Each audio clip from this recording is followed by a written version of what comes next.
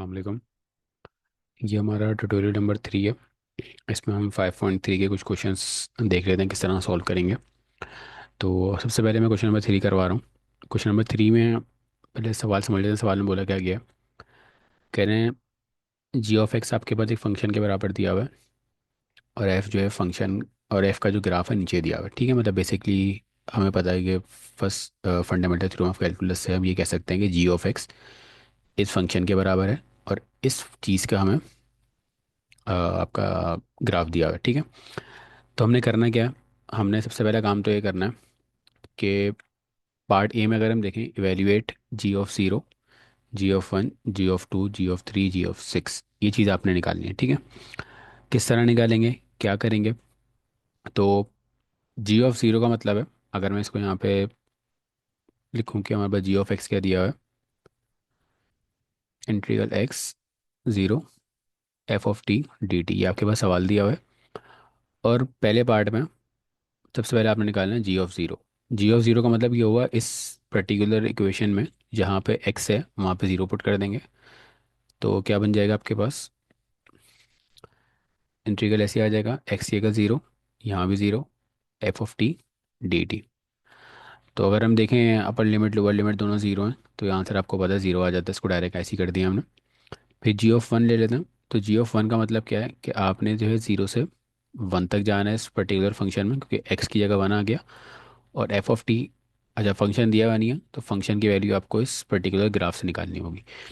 तो हमें basically zero से वन जाना है, तो हमें ज़ीरो से वन तक जाना है। ठीक है, ज़ीरो से वन तक अगर जाएंगे तो अगर हम देखें ये वाला एरिया आ रहा है, तो इसको हम मार्क कर लेते हैं कि हमें इस एरिया की एरिया, मतलब इस एरिया, इस पर्टिकुलर जगह का एरिया निकालना है। किस तरह निकालेंगे। अगर आप देखें यहाँ पे एक तरीके से रेक्टेंगल बन रहा है, और रेक्टेंगल का एरिया किस तरह निकलता है। तो रेक्टेंगल में अगर हम देखें यहाँ से base into height, base into height करके निकाल लेंगे इसका। तो यहाँ से यहाँ तक की वैल्यू हमारे पास क्या है, जीरो से वन, वन है आपके पास। और यहाँ से यहाँ तक वन और टू, तो यहाँ से यहाँ तक टू हो गई। तो बेसिकली इसका आंसर किस तरह निकल जाएगा हमारे पास, वन इंटू टू। तो आंसर क्या आ गया इसका, टू। क्यों आया, इस रेक्टेंगल की वजह से। क्यों, आपसे रिपीट कर देता हूँ। हमें इस रेक्टेंगल का एरिया निकालना है, और रेक्टेंगल के एरिया का फॉर्मूला क्या होता है, base into length into base कर दें, या बेस इंटू हाइट कर दें। फिलहाल हम फंक्शन की बात कर रहे हैं, तो यहाँ पे हमारे पास जो है वो ये जो एरिया है बेस है। बेस अगर हम देखें जीरो से वन पे जा रहे हैं तो कितना यूनिट का फ़र्क है, वन यूनिट का फ़र्क है, तो बेस वन हो गई। और हम हाइट पे अगर हम देखें कितने यूनिट का फ़र्क है, एक और एक दो, तो ये दो यूनिट का फ़र्क है। ये एक यूनिट हो गया और ये दो यूनिट होगा।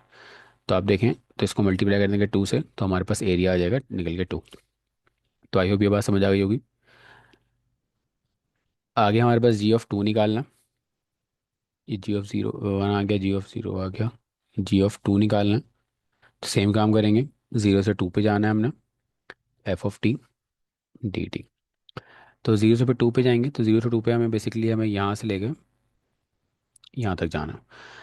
तो अब यहाँ पे कोई रेक्टेंगल हम डायरेक्ट नहीं बना सकते, हमें कुछ अलग काम करना पड़ेगा। तो अगर हम देखें यहाँ से यहाँ तक का तो आप निकाल चुके हैं पहले ही, और इसका आंसर आपको पता है, तो आप अपने आंसर में ऐड कर देंगे। तो फिलहाल इसको अभी इसका आंसर आपको पता है, तो ये तो निकल चुका है, ऊपर से ले लेंगे हम।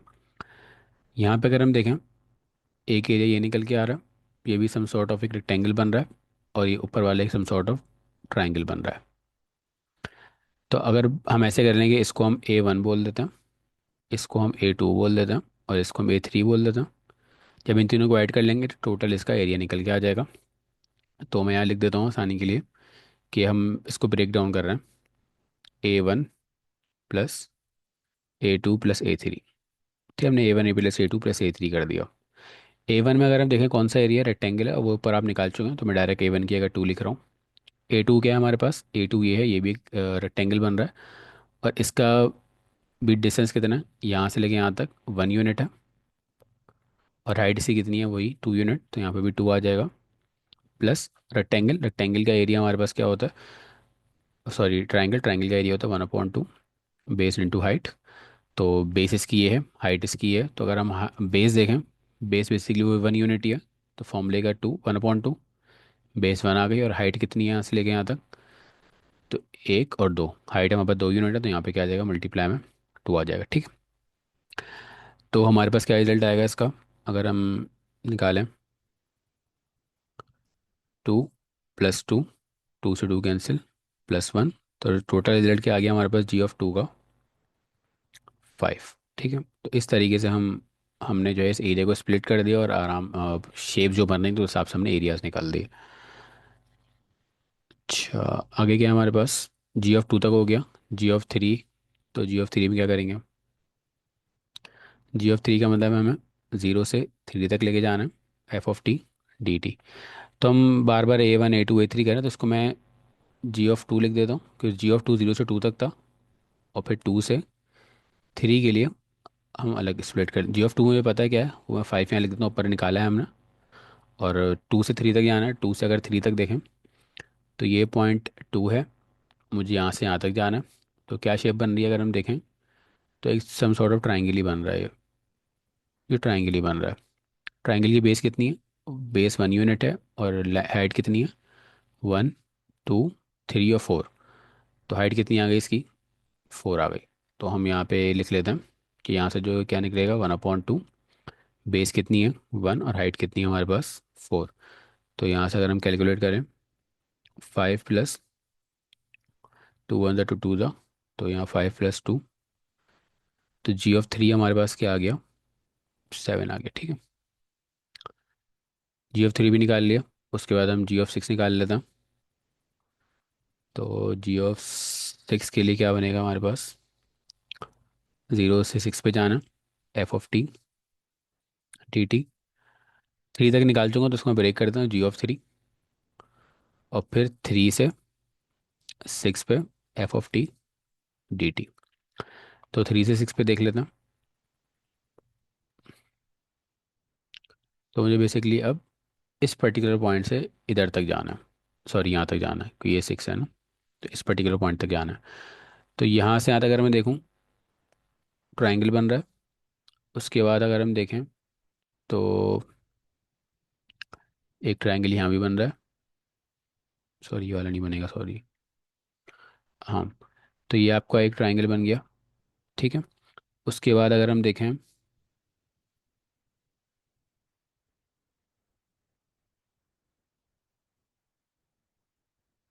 ये भी एक ट्राइंगल बन रहा है, बल्कि 1 मिनट था, वो पूरे ट्राइंगल बन रहा है। 6 तक लेके जाना है, तो ये पूरा ही ट्राइंगल बन रहा है ना, यहाँ से यहाँ तक। ये आ गया ट्राइंगल, और ये आ गया रेक्टेंगल। ठीक है, दो हिस्सों में हमने ब्रेक कर दिया, क्योंकि हमें यहाँ से लेके और यहाँ तक का एरिया निकालना है। ठीक है, तो ये पहले ट्राइंगल हो गया और फिर इसके बाद रेक्टेंगल हो गया। तो हम इस ट्राइंगल की अगर हम हाइट देख लें, हाइट कितनी है, नीचे की तरफ है, कितनी है, 1 यूनिट 2 यूनिट, तो हाइट इसकी क्या आ गई, 2 यूनिट। और बेस कितनी है, 1 और 2, बेस भी कितनी है हमारे पास, 2 यूनिट है। रेक्टेंगल की बात करें तो रेक्टेंगल की बेस कितनी है, 1 यूनिट, और हाइट कितनी है, 2 यूनिट। तो यहाँ से हम इसका एरिया वैल्यूज निकाल लेते हैं। g(3) आपके पास 7 आया था, प्लस, अच्छा अगर आप देखें ये जो एरिया आ रहा है नीचे की तरफ है, तो नीचे की तरफ है तो उसको हम बेसिकली माइनस लगाएंगे हम। तो यहाँ पे मैं जो है ये माइनस लिख देता हूँ, ब्रैकेट में आ जाएगा हमारे पास, डायरेक्ट माइनस ही लिख देते हैं यहाँ पे, माइनस आ गया। अच्छा, पहले हमारे पास क्या था, ट्राइंगल बन रहा था, ट्राइंगल का फॉर्मूला क्या होता है, 1/2, बेस इंटू हाइट, बेस भी 2 थी और हाइट भी 2 थी। फिर हमारे पास रेक्टेंगल आ रहा था, रेक्टेंगल का क्या होता है, बेस इंटू हाइट, बेस इसकी 1 थी और हाइट इसकी 2 थी। तो यहाँ से हम कैलकुलेट करें 7, 2 से 2 कैंसिल, क्या बचेगा हमारे पास, 2 + 2, 7 - 4 = 3। तो g(6) आपके पास क्या आ गया, 3 आ गया। तो इस तरीके से हम छोटे छोटे जो भी आपके पास ग्राफ बन रहा है उसको छोटे छोटे कंपार्टमेंट में तोड़ना है, रेक्टेंगल, ट्राइंगल, ट्रेपेजियम वगैरह जो भी बन रहा होगा, बस आप उसको ब्रेक कर देना, और आई एक करके आपने वैल्यूज निकाल लेनी है। ठीक है, अच्छा बी पार्ट में हमसे कह रहे हैं कि किस इंटरवल पे हमारा जी है वो इंक्रीज हो रहा है। तो अगर हम देखें कि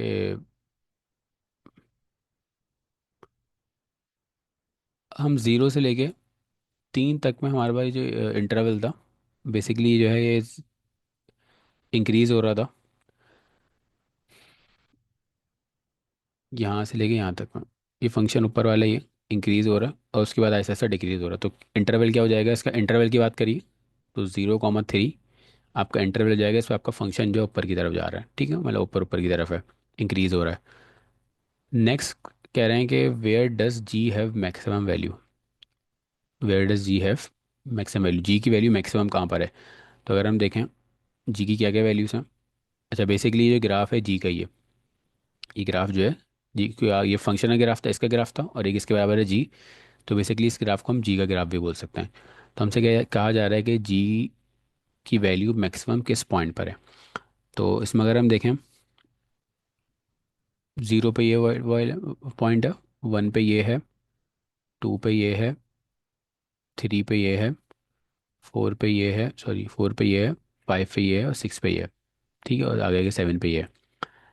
तो अगर हम देखें यहाँ पे सबसे बड़ी वैल्यू कहाँ पर नज़र आ रही है हमें। हम्म,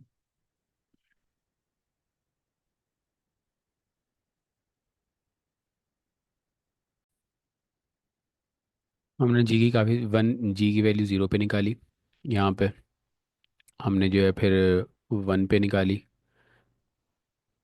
फिर हमने टू पे निकाली, फिर हमने उसके बाद जो है वो थ्री पे निकाली और सिक्स पे निकाली। तो अगर आप देखें थ्री के बाद जो है ये ऐसा ऐसा नीचे जा रहा है। तो इसका मतलब ये होगा थ्री के बाद अगर मैं फोर पे निकालूंगा तो मेरा एरिया कम हो जाएगा, फिर फाइव पे और कम, सिक्स पे और कम, मेरा वैल्यू जो है टोटल एरिया कम होती जा रही है। तो मैक्सिमम वैल्यू किस पॉइंट पे आ रही है, जी की वही वाले पॉइंट पे आ रही है। तो at X equal to three आपका जो जी है वो मैक्सिमम होगा, क्योंकि उसके बाद जो आपका एरिया वो ऐसे ऐसे कम होना शुरू हो जाएगा। नेक्स्ट हमने करना है डी पार्ट में, कहना है स्केच रफ ग्राफ ऑफ जी। तो इसका आपने रफ सा ग्राफ बना लेना है। तो रफ सा ग्राफ इसका बनाएंगे तो हम अगर हम देखें जी की वैल्यू जीरो पे क्या थी, जीरो थी। तो ये पॉइंट आ गया अराउंड। हम उसके बाद जो है जी की वैल्यू वन पे क्या थी, टू थी। तो सपोज कर लेते हैं यहाँ पर आ रहा है कुछ। उसके बाद जो है जी की वैल्यू टू पे क्या थी, फाइव थी। तो सम सॉर्ट ऑफ यहाँ पे कहीं आ जाएगा। थ्री पे सेवन थी, तो यहाँ पे कहीं आ जाएगा। उसके बाद आप देखें उसके बाद कहने का जी ऑफ सिक्स निकाला था, जी ऑफ सिक्स थ्री पे था। तो सम सॉर्ट ऑफ यहाँ पे कहीं आ जाएगा, थोड़ा सा आगे जाके। तो ऐसी रफ सा इसको बना दें तो सम सॉर्ट ऑफ, ये मैं अंदाजे से बना रहा हूँ, तो आपने भी अंदाजे से ही बनाना है, ज़रूरी नहीं है एग्जैक्ट सेम बने। तो हमने ऐसे रफ सा ग्राफ बना दिया कि पहले इंक्रीज़ हो रहा था और थ्री के बाद ऐसा ऐसा डिक्रीज़ होना शुरू हो गया एक्स इक्वल थ्री पे। ये वन वाला पॉइंट, ये टू वाला, ये थ्री वाला, उसके बाद फोर आ जाएगा, फाइव आ जाएगा, सिक्स आ जाएगा। तो इस तरह करके डिक्रीज़ होना शुरू हो जाएगा। ये इस जी का रफ सा ग्राफ आ गया। तो आई होप ये क्वेश्चन समझ आ गया होगा। इसी तरीके से आपने इसके शुरू के जो एक से लेकर आई थिंक फाइव या सिक्स सेवन एट तक के क्वेश्चन है, उसमें इसी तरह का काम करना है आपने। वैल्यूज़ निकालनी है, ये बताना फंक्शन कहाँ इंक्रीज़ हो रहा है, कहाँ डिक्रीज़ हो रहा है। तो इस तरह करके छोटे छोटे पार्ट में ब्रेक कर देना अपने ग्राफ को, और फिर एरिया निकाल लेना। अच्छा, नेक्स्ट आगे चलते हैं। बाकी उनके ऊपर जो क्वेश्चन है उनमें कुछ इस तरह के सवाल ही पूछे गए हैं कि लोकल मैक्सिमम क्या होता है, लोकल मिनिमम कहाँ निकलता है। वो सब चीज़ें आप कैलवन में करके आए हुए हैं, तो वो आपको आइडिया होगा। तो खैर हम क्वेश्चन नंबर 9 से 20 तक जो मैं क्वेश्चन करवा रहा हूँ उसको मैंने टिक कर दिया। तो इन क्वेश्चंस को देख लेते हैं। तो पहले तो मैं यहाँ पे आपके पास जो है वो क्वेश्चन नंबर 9 करा रहा हूँ।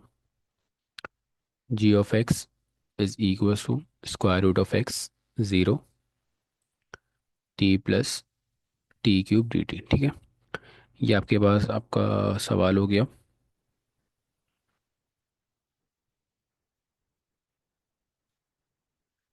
अब करना कैसे है, हमें basically F T C use करना है, एफ टी सी वन। पहले मैं लिखता हूँ एफ टी सी वन होता क्या है, ताकि आइडिया हो जाए कि हमें इस सवाल में करना क्या है। मिसाल के तौर आपके पास एक फंक्शन दिया हुआ है,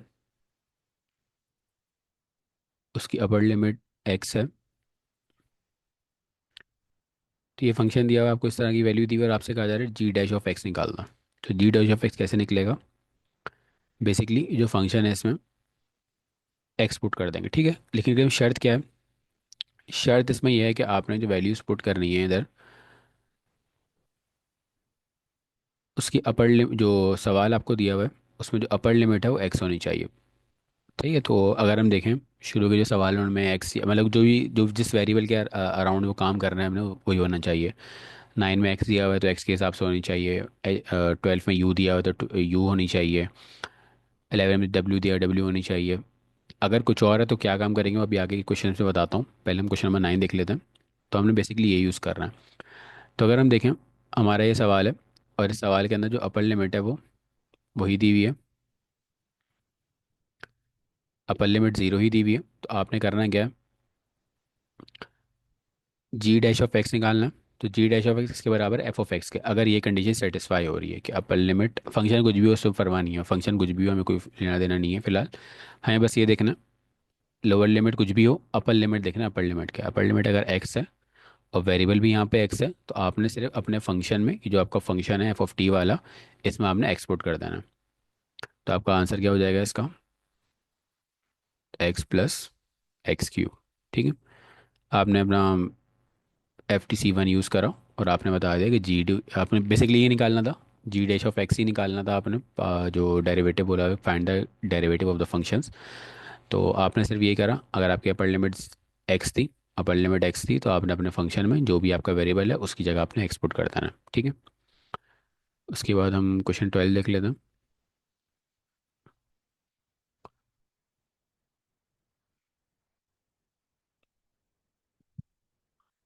एच ऑफ यू, अच्छा यहाँ तो कुछ भी हो, एच हो, ई हो, बी हो, कुछ भी हो, इससे फ़र्क नहीं पड़ता, फंक्शन के नाम होते हैं बेसिकली तो। और इसका क्या दिया हुआ है,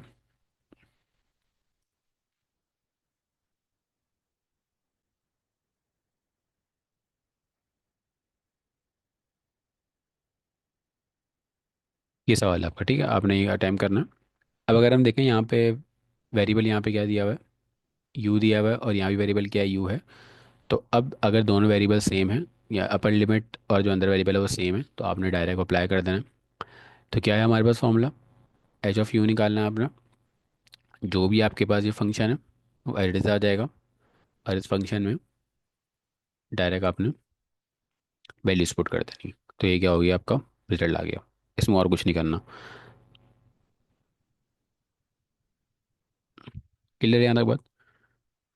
हम जो है सिर्फ FTC1 लगा रहे हैं और अपना जो रिजल्ट निकाल के बता रहे हैं कि रिजल्ट किस तरह निकलेगा। 12 हो गया, 13, 13 देख लेते हैं।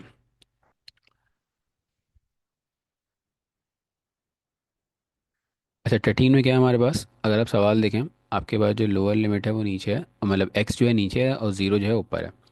सवाल दिया है 1 प्लस सेक टी और डी टी, ये सवाल है।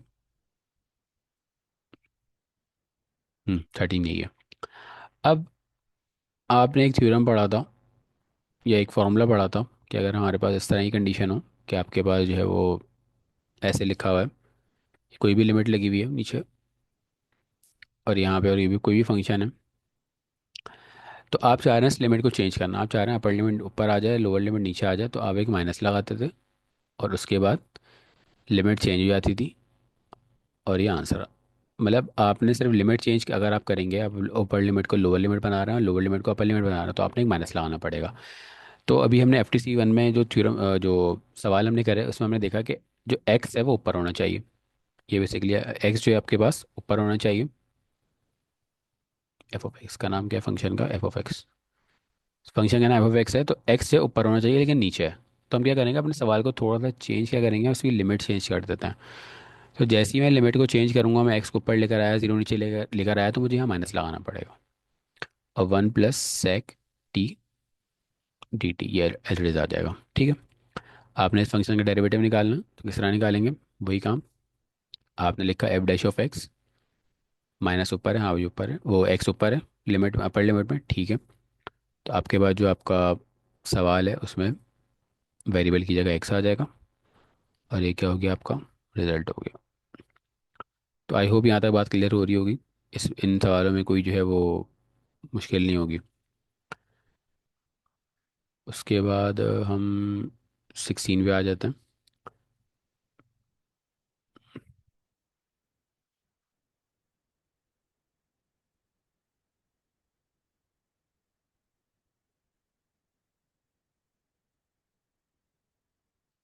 16 दिया हुआ है, जेड स्क्वायर अपॉन जेड, अच्छा पहले 14, 14 कर लेते हैं। 14 में AW,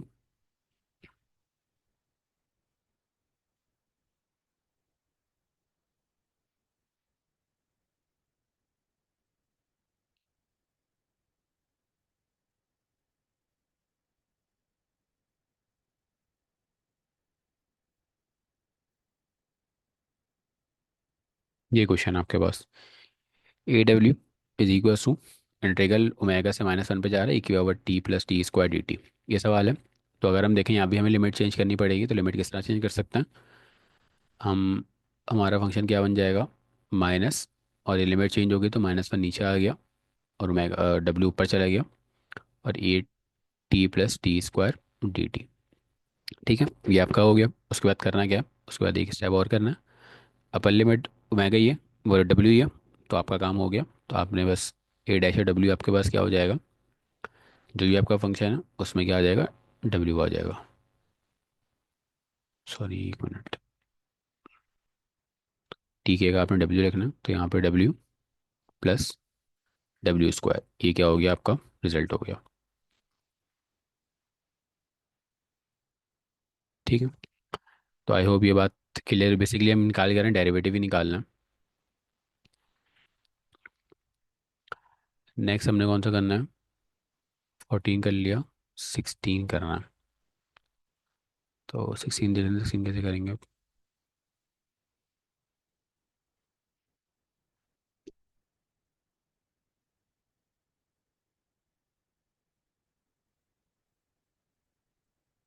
पर आपका अंडर रूट एक्स दिया हुआ है, नीचे जो है आपका जीरो दिया हुआ है, सॉरी 1 z² अपॉन z4 + 1,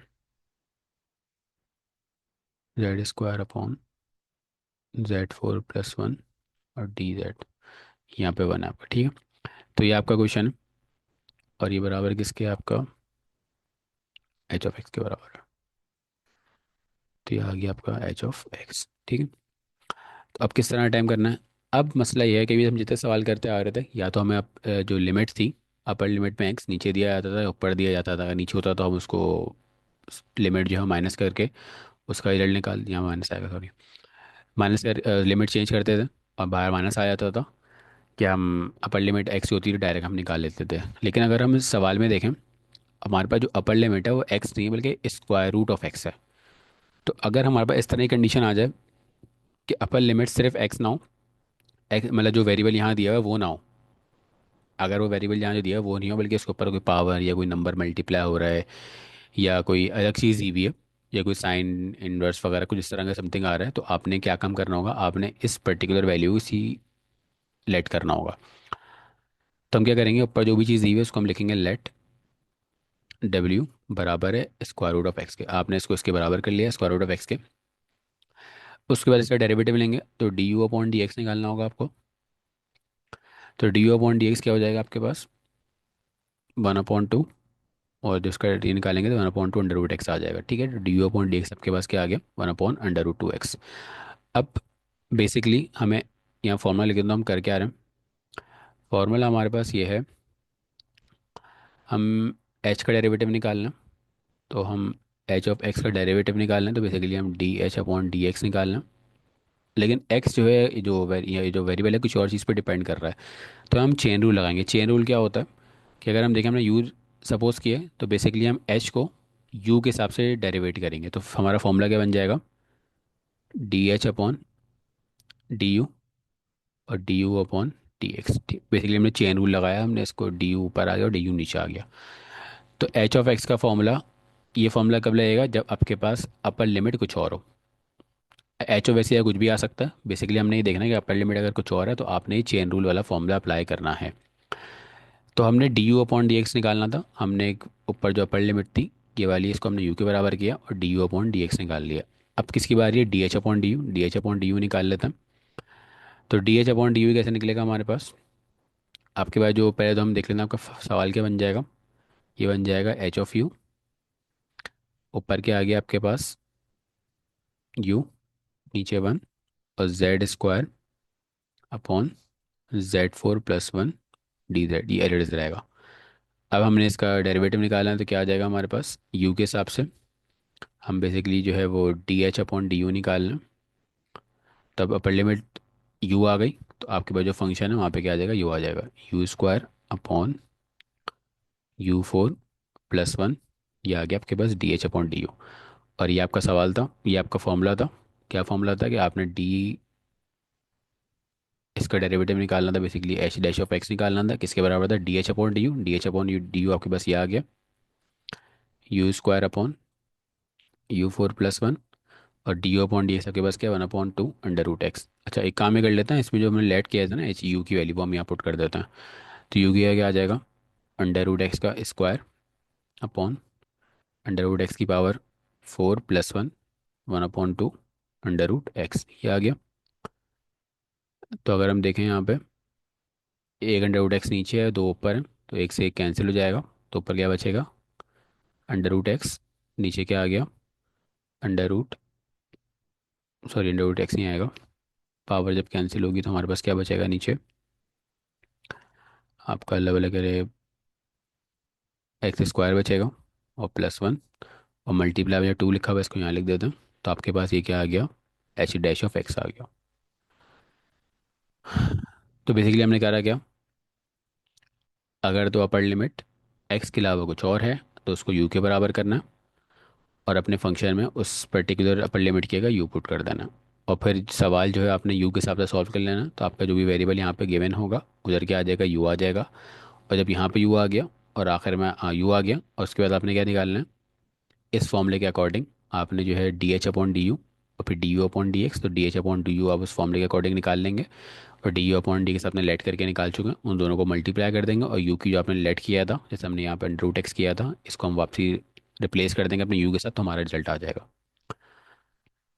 तो आई होप ये समझ आ गया होगा। 16 के बाद हम 19 कर लेते हैं।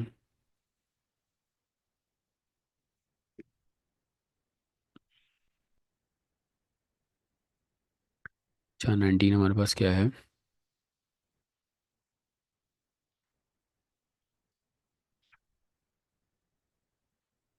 5/4 रूट एक्स, और हमारे पास क्या है, theta, tan theta D theta.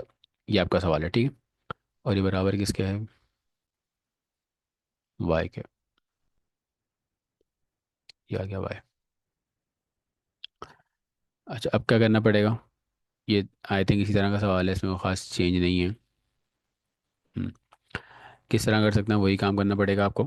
पहला काम तो आप देखेंगे, ये अंडर रूट एक्स नीचे है और ऊपर तो पाई बाय फोर है, तो पाई बाय फोर को नीचे लाना पड़ेगा, अंडर रूट एक्स को ऊपर लाना पड़ेगा, तो आपका क्या बन जाएगा, माइनस, ये अंडर रूट एक्स ऊपर चला गया, नीचे पाई बाय फोर आ गया, और theta, tan theta D theta ऐसे आ गया, ठीक है। अब क्या कर लेते हैं, अब हमें पता है कि हमारी अगर लिमिट जो है एक्स के अलावा कुछ और हो तो इसको लेट कर लेते हैं, तो इस बार हम कह लेते हैं let u is equal to under root x, और d you upon D x क्या आ जाएगा, one upon two under root x, ठीक है, ये आ गया। वाई है यहाँ पे, तो मुझे वाई का डेरिवेटिव निकालना है, तो वही बेसिकली मुझे D Y upon D X निकालना, और ये वेरिएबल हमारे पास यू यूज़ कर रहे हैं, तो फॉर्मूला क्या बन जाएगा, D Y upon D U into D you upon D X, ठीक है। तो ये चेन रूल लगेगा। तो आपने यू सपोज कर लिया था, d you upon D x आ गया, अब d Y upon D u निकाल लेते हैं, तो D Y upon D u कैसे निकलेगा, जो भी आपके पास यहाँ पे ऊपर क्या आ गया, यू आ गया, नीचे पाई बाय फोर ऐसी, theta, tan theta D theta ऐसे ही आ जाएगा। और अगले स्टेप में क्या हो जाएगा, ये माइनस, और बाकी यू, टेन यू, ठीक है। ये आपके पास क्या आ गया, d Y upon D u, sorry यहाँ पे डी यू लिखना चाहिए, d Y upon D u आ गया, ठीक है। तो आपके पास d Y upon D u निकल के आ गया, और आप d you upon D x निकाल चुके हैं, इसको आप इधर पुट कर देंगे। एक काम और ही कर लेते हैं, यहीं पर ही इसको सब्स्टिट्यूट कर लेते हैं, D Y upon D U, U आपने क्या सपोज किया था, अंडर रूट एक्स, यहाँ पे अंडर रूट एक्स और टेन अंडर रूट एक्स आ गया। तो D Y upon D X आखिर में क्या निकल के आ जाएगा, D Y upon D X equal to D Y upon D U क्या निकाला है आपने, minus under root X, ten X, और आपका D you upon D x क्या आया था, one upon two under root x. ये वाले अंडर रूट एक्स वाले अंडर रूट एक्स कैंसिल, तो D Y upon D X निकल के आ गया आपका minus ten under root x, और डिवाइड में क्या आ गया हमारा, टू आ गया। तो आई होप ये आपको समझ आ गया हो किस तरीके से हमने किया। आगे चलता हैं, 20 देख लेते हैं।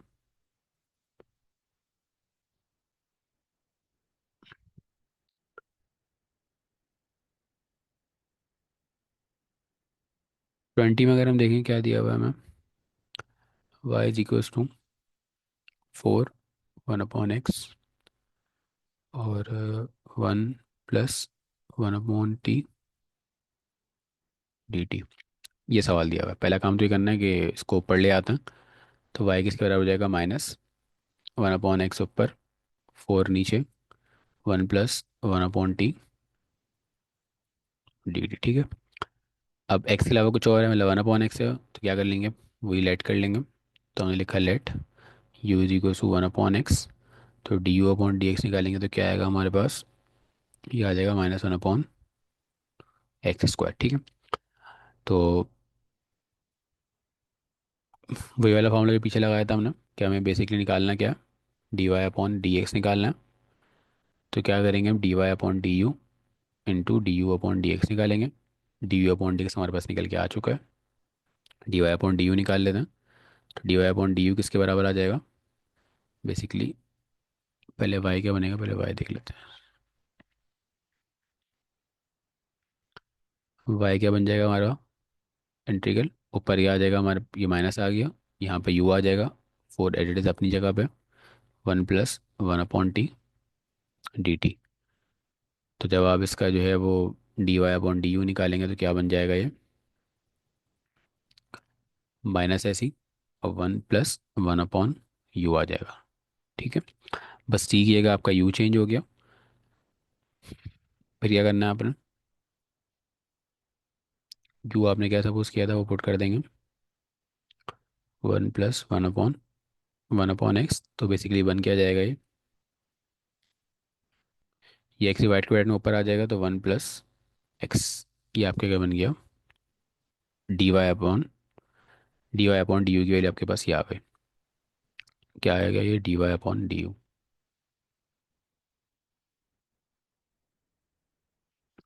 dy/du, dy/du निकल के आ गया।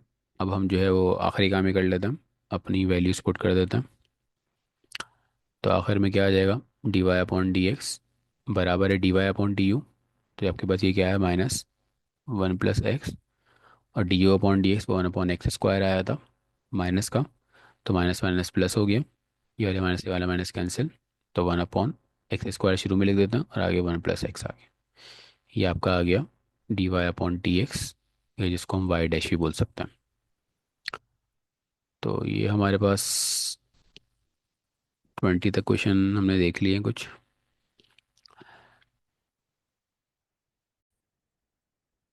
अच्छा, इसके बाद हमारे पास क्वेश्चन नंबर 21 24 भी थे, तो उसमें से मैं क्वेश्चन नंबर 22 समझा रहा हूँ किस तरीके से करना है और करना क्या है।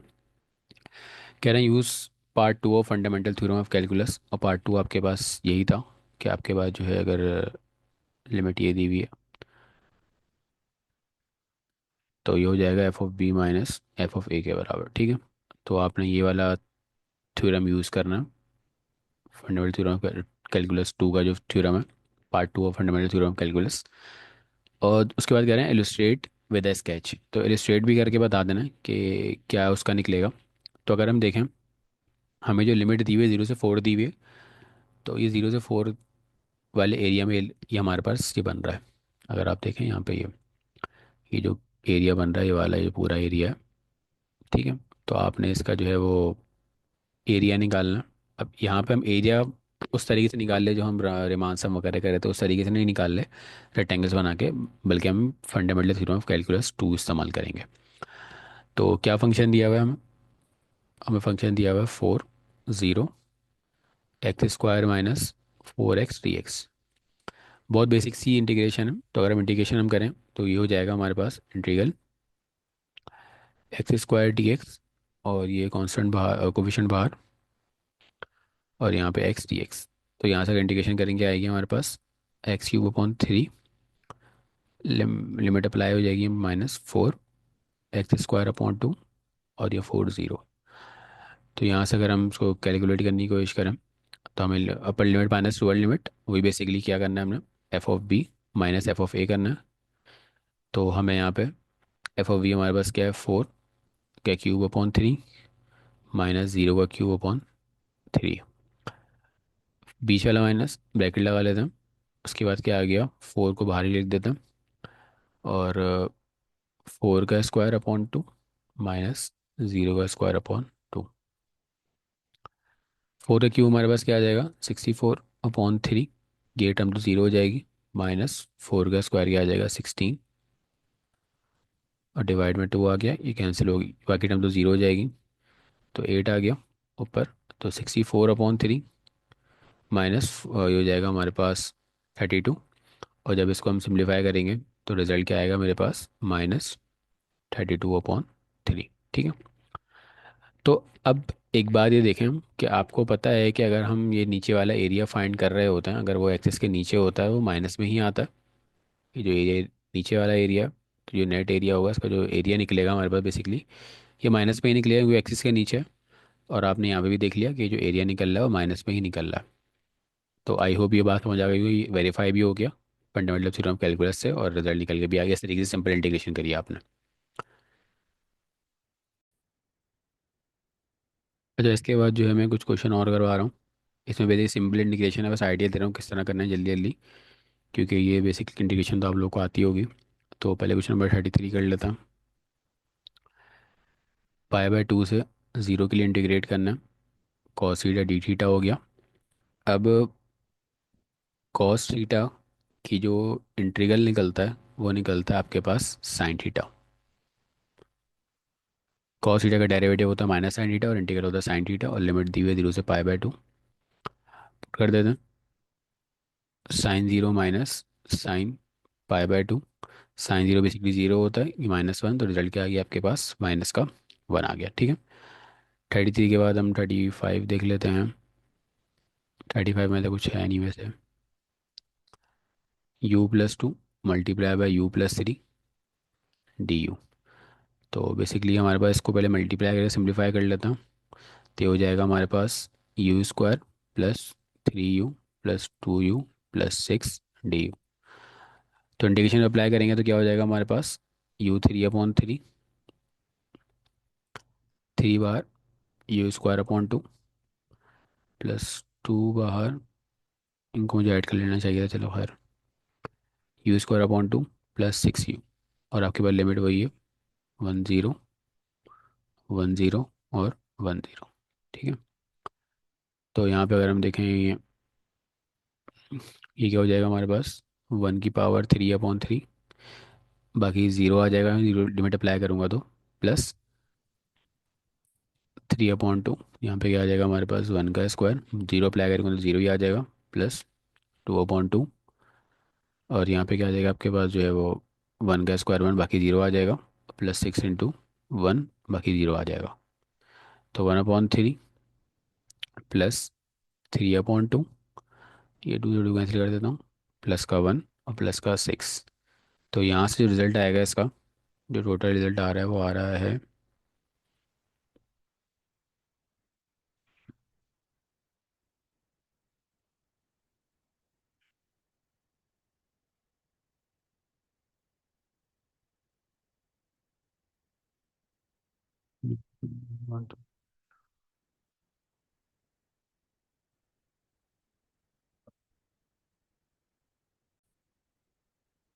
थोड़ी सी गलती हो गई, यहाँ पे माइनस था, तो हम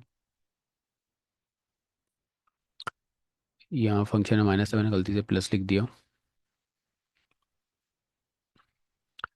यहाँ पे u-3 था, तो बन जाएगा हमारे पास u² plus -3u plus 2u, और रह जाएगा माइनस का 6 du।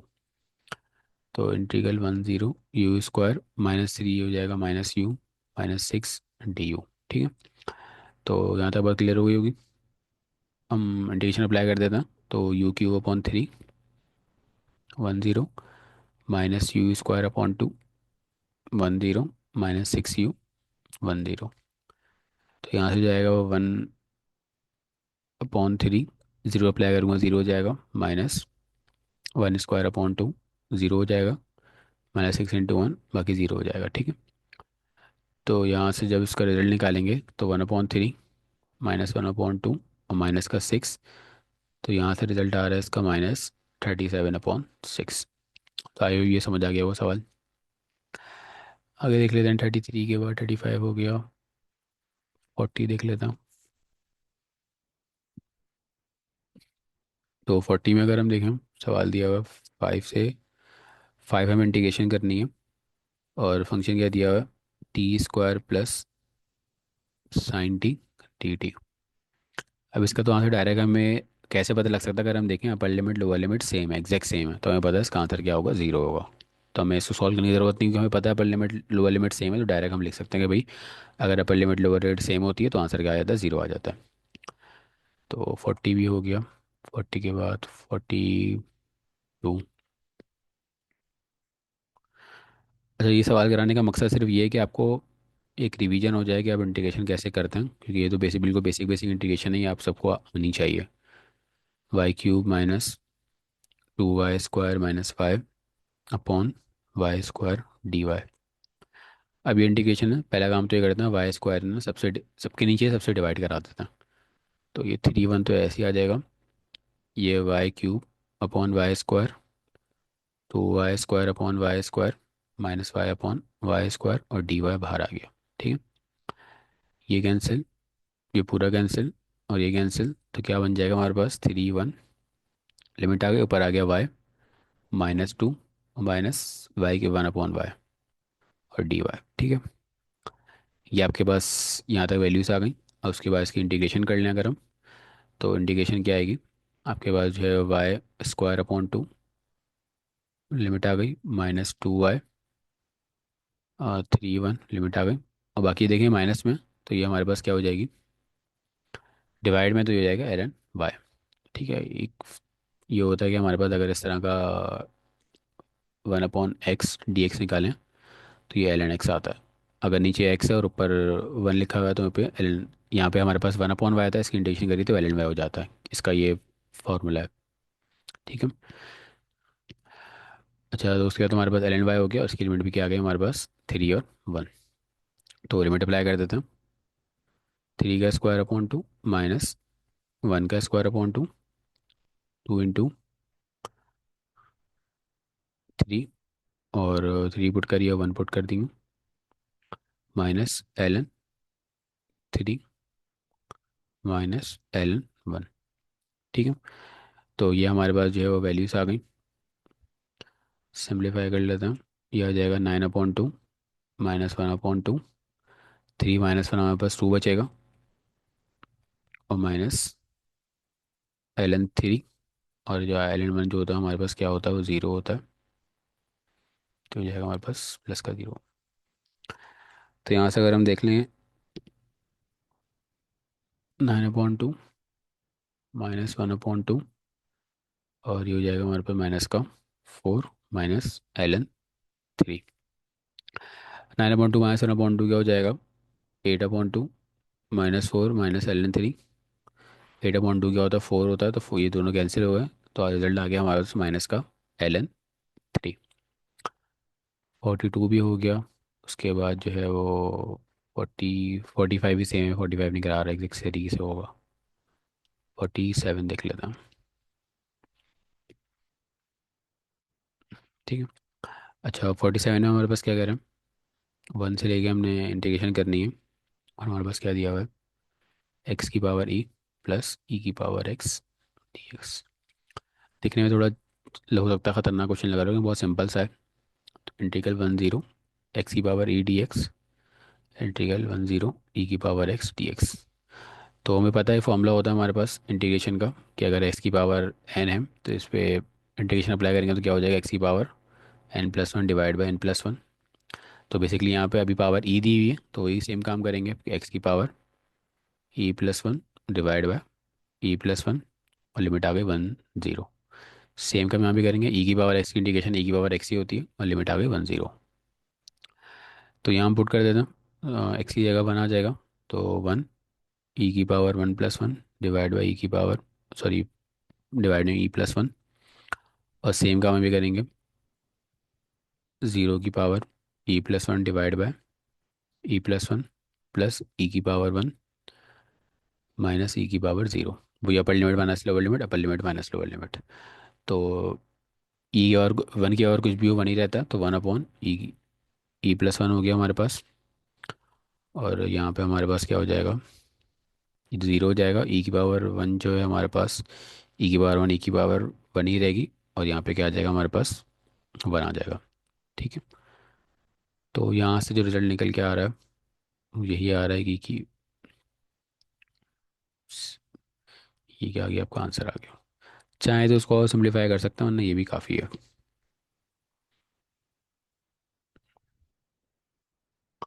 47 हो गया, 51 देख लेते हैं।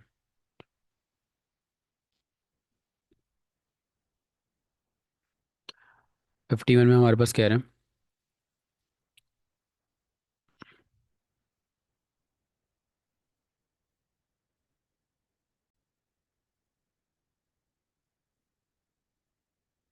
टू की पावर एस डी एस। अच्छा, अब इस सवाल में थोड़ा चेंज किया है। सवाल में चेंज ये है कि अगर हम देखें, अभी तक हम जितने भी सवाल कर रहे थे तो कोई ना कोई वेरिएबल होता था, उसके ऊपर पावर होती थी। तो यहाँ पे एक कांस्टेंट नंबर है जिसके ऊपर एक वेरिएबल पावर दी हुई है। कैसे पता लगा वेरिएबल, क्योंकि हमें एस दिया हुआ है, डी एस दिया हुआ है, तो हम एस के हिसाब से हमने इसको इंटीग्रेट करना है। और लेकिन वो जो एस है किसी कांस्टेंट की पावर में है। तो इस केस में क्या होता है, एक फॉर्मूला होता है हमारे पास कि अगर हम इंटीग्रेट कर रहे हैं टू की पावर एक्स को, इंटीग्रेट कर रहे हैं टू की पावर एक्स डी एक्स को, तो ये बराबर हो जाता है हमारे पास टू की power X upon L N two. या इसको अब बेसिक बनाने तो ए की पावर एक्स कर लेते हैं इसको, ए की पावर एक्स डी एक्स तो बराबर हो जाएगा ए की power X L N A के बराबर। ठीक है।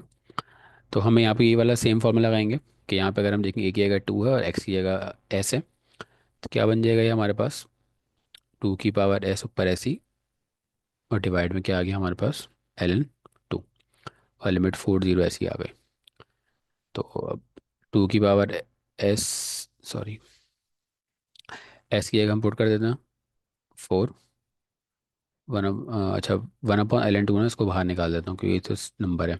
और माइनस टू की पावर ज़ीरो, तो one upon L N two ऐसी आ गई। टू की पावर फोर हमारे पास सिक्सटीन, टू की पावर ज़ीरो हमारे पास जो है वो वन हो गई। तो आ जाएगा 15 अपॉन एल टू। ये क्या आ गया आपका, 51 का आंसर आ गया। अच्छा, इसके बाद जो है हम फिफ्थ क्वेश्चन में 53 कर लेते हैं। 53 हमें कह रहे हैं कि इफ़ एफ ऑफ एक्स,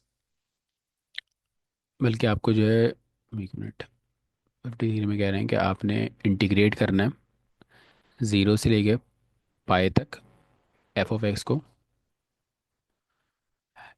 लेकिन जो आपको एफ ऑफ एक्स दिया हुआ है वो क्या दिया हुआ है, एक पीस वाइज फंक्शन दिया हुआ है, दो हिस्सों में दिया हुआ है। तो ये हो गया साइन एक्स और ये हो गया कॉस एक्स। साइन कब लगेगा, अगर हमारे पास जो फंक्शन की लिमिट है वो एक्स ज़ीरो से लेके पाई बाय टू तक है, तो हमने जो है ये लगाना है। और अगर वो पाई बाय टू से पाई तक हैं तो आपने ये लगाना है।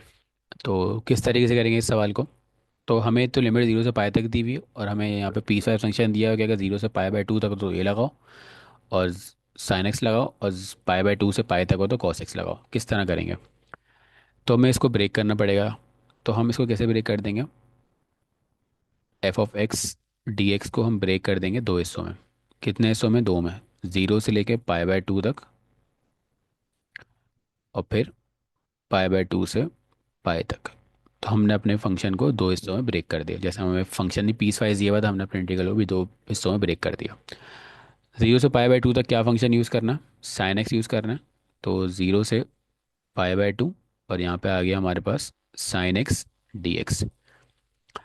और सेम काम यहाँ पे, पाई बाय टू से पाई, और क्या फंक्शन है, कॉस है, और यहाँ पे भी टी एक्स आ गया। तो यहाँ तक बात क्लियर होगी। अब हम इंटीग्रेशन कर लेते हैं। साइन की जो इंटीग्रेशन होती है वो होती है cos x minus cos x, pi by two, वो ज़ीरो आ गई इसकी लिमिट। और जो कॉस की होती है वो होती है साइन एक्स, और पाई से पाई बाय टू यहाँ पर आ गया। माइनस कॉस ऐसी, लिमिट अप्लाई कर देते हैं, अपर लिमिट माइनस लोअर लिमिट। तो अपर लिमिट हमारे पास पाई बाय टू है, अपर लिमिट माइनस लोअर लिमिट, तो यहाँ पे क्या आ गया, कॉस ज़ीरो आ गया, plus upper limit minus lower limit.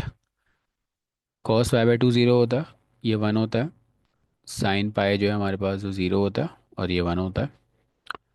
तो माइनस माइनस प्लस, और यहाँ से अगर हम देखें ये प्लस माइनस का वन और प्लस का वन क्या हो जाएगा, माइनस माइनस प्लस वन, तो यहाँ पे आंसर क्या आ जाएगा इसका, डायरेक्ट जीरो आ जाएगा। तो अगर पीस वाइज फंक्शन आता है तो आप इस तरह इसको ब्रेक करके, अपनी लिमिट्स को ब्रेक करके इसको सॉल्व कर सकते हैं। हो सकता है यहाँ पे तीन फंक्शन हो सकता है यहाँ पे चार फंक्शन हो, तो उस हिसाब से लिमिट दी होंगी, तो आपने आपकी जो ये वाली लिमिट्स होंगी जो सवाल में दी हुई हैं, इसको आपने ब्रेक करना पड़ेगा और इस तरह सॉल्व करना पड़ेगा। तो फिलहाल इस ट्यूटोरियल में हम यहीं तक रखते हैं, काफ़ी सारे मैंने क्वेश्चंस करवा दिए, इनकी आप प्रैक्टिस करिएगा, ठीक है। अल्लाह हाफ़िज़।